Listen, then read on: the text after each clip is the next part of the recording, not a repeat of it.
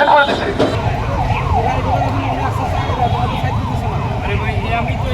জ্বালানি তেলের সংকটে ভোর থেকেই ফিলিং স্টেশনগুলোতে মোটরসাইকেল প্রাইভেট কার চালকদের এই ভিড় এখন প্রতিদিনের চিত্র।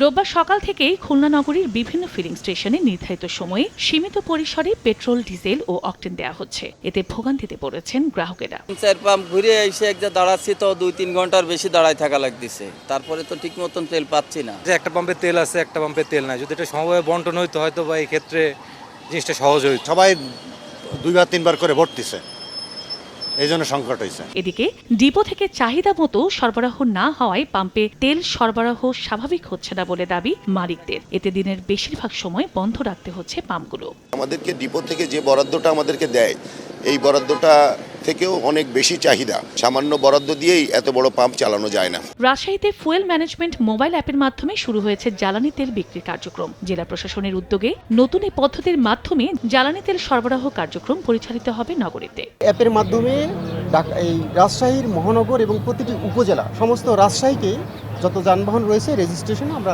আওতায় নিয়ে আসবো।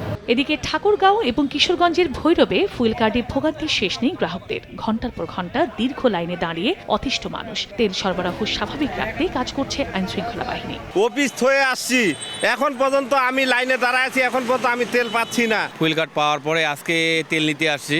কখন পাবো তেল তার কোনো সময়সীমা নাই। রোদে দাঁড়ায় আছে এই বয়সেও আমি। ফুয়েল কার্ডের বাইরে অনেকে চেষ্টা করতেছি তেল নেওয়ার জন্য, আমরা কাউকে তেল দিচ্ছি না এবং আমরা কাউকে 1 ফুটা তেলও আমরা দিব না। যে ফুয়েল কার্ড আমরা দিয়েছি এটাকেই জাল করা হয়েছে।